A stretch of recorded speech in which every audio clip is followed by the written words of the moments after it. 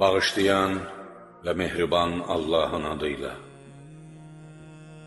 Doğrudan da siz aranızdan ölən bir adamın gördüyünü görsəydiniz, fəryad edər, ağlayıb sızlardınız, qorxardınız, qulaq asardınız, itaət edərdiniz. Amma onların gördüyünü görə bilmirsiniz. Çünki gözləriniz qarşısında pərdə var. O pərdənin qaldırılıb atılmasına az qalıb.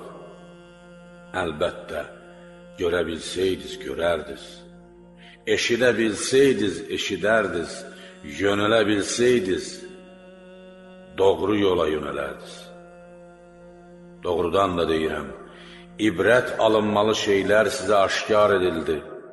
Tutduğunuz işlərdən sizi çəkindirəcək, öyüd verəcək sözlər, xəbərlər deyildi. Bildirildi sizə. Göydən əmr olan peyğəmbərlərdən sonra artıq Allahdan xəbər gəlməz sizə. Allahın hökmlərini yalnız bir insan söylər sizə.